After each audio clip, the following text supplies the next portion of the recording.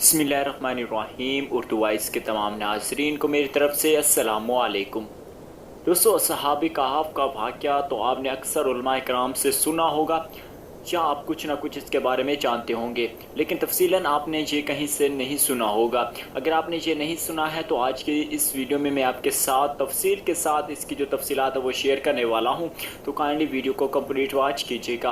Video अच्छी लगी है तो वीडियो को लाइक कीजिएगा, चैनल को सब्सक्राइब नहीं करते तो सब्सक्राइब कर लीजिएगा ताकि इसी तरह की इस्लामिक वीडियोज़ आप तक पहुँच सकें सबसे पहले। तो सबसे पहले बात कर लेते हैं असहाब कहफ की। तो आप सल्लल्लाहु अलैहि वसल्लम के दौर में कुछ कुरैश मक्का और एक यहूदी आलम के पास गए और उससे कहा कि हजूर अकरम सल्लल्लाहु अलैहि वसल्लम से ऐसा कौन सा सवाल पूछा जाए कि उनके नबी होने की हकीकत वाज़ेह हो जाए। उसके जवाब में यहूदी आलम ने आप सल्लल्लाहु अलैहि वसल्लम से 3 सवाल पूछने को कहा, जिनमें एक सवाल ये था कि असहाब कहफ कौन थे। लिहाजा अल्लाह पाक ने अपने प्यारे महबूब सल्लल्लाहु अलैहि वसल्लम को उसका जवाब कुरान पाक की सूरतुल कहफ के अंदर मुकम्मल वजाहत के साथ बयान फरमा दिया है। हज़रत ईसा अलैहिस्सलाम का दौर था जब अल्लाह ताला ने आप अलैहिस्सलाम को आज के दौर के फ़लस्तीन के इलाके में इस्लाम की तबलीग के लिए भेजा।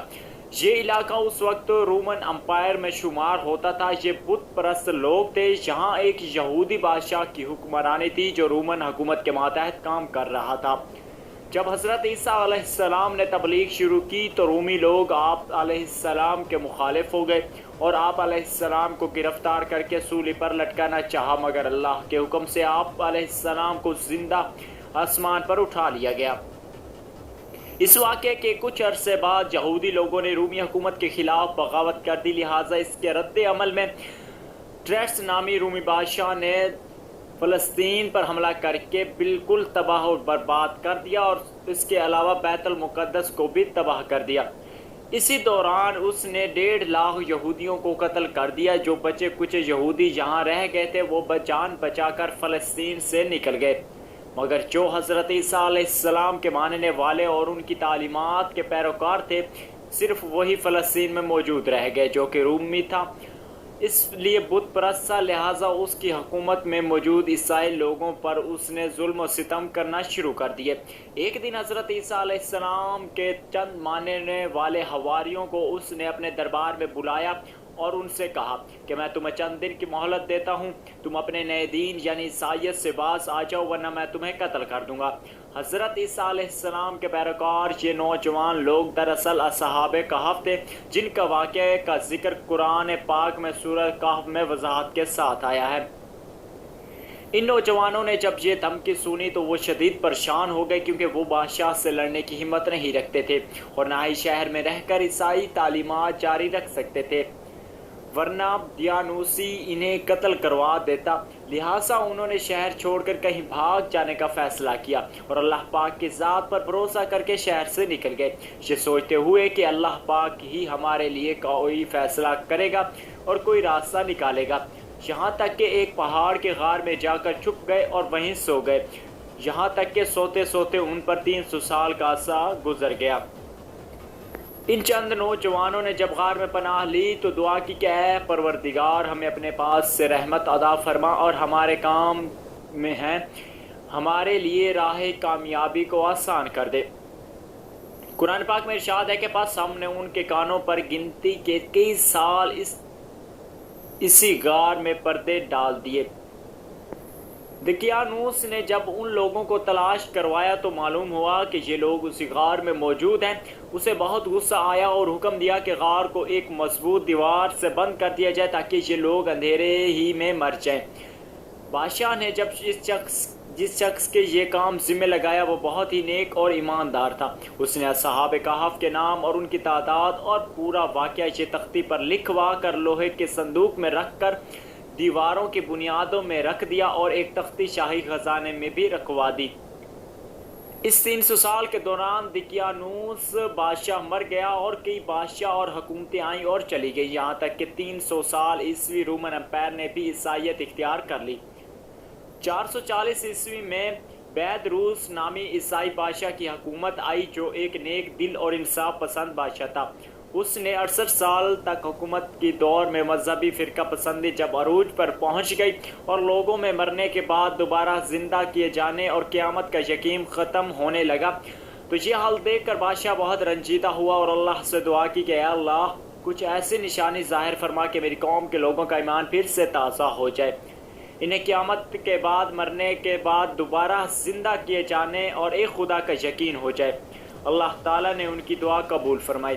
لہٰذا ایک روز ایک چرواہا اپنی بکریوں کو ٹھہرانے کے لیے اس غار کے پاس پہنچا۔ یہ وہی غار تھا جس میں اصحاب کہف موجود تھے۔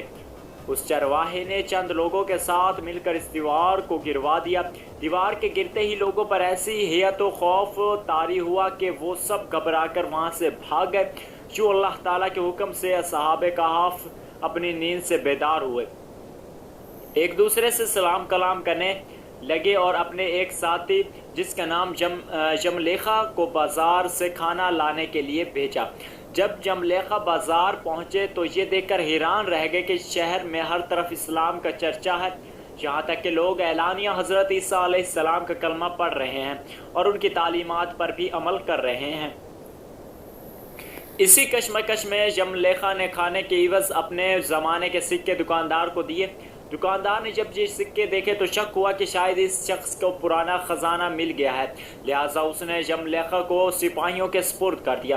سپاہیوں نے جملیخا سے پوچھا بتاؤ یہ خزانہ کہاں سے آیا ہے؟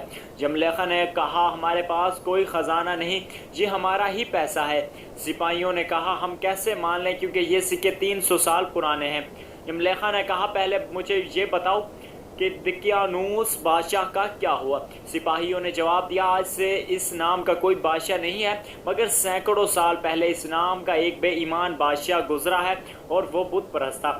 یہ سن کر جملیخا حیران و پریشان ہوئے اور بتایا کہ ہم کل کے اس شہر سے اپنا ایمان اور جان بچا کر بھاگے تھے اور میں اور میرے ساتھی قریب کے ایک غار میں چھپ گئے تھے، جبکہ میرے باقی ساتھی اب بھی غار میں موجود ہیں، تم میرے ساتھ چل کر خود ہی دیکھ لو۔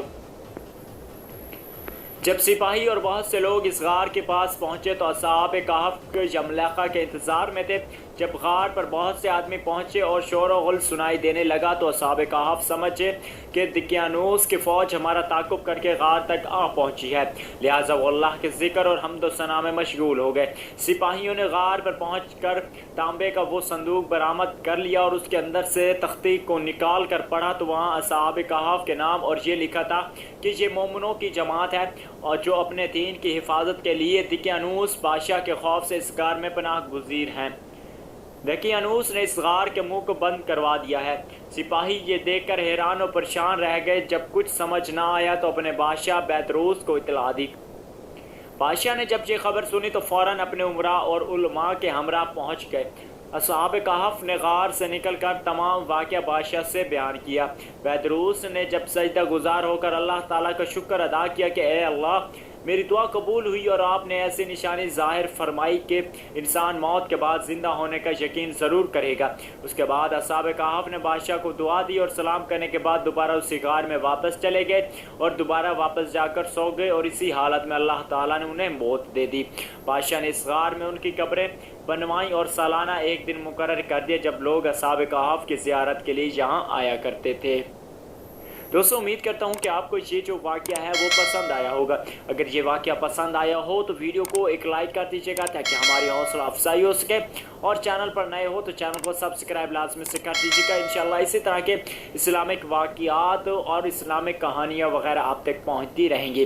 تب تک کے لیے مجھے دیجیے اجازت۔ اللہ حافظ۔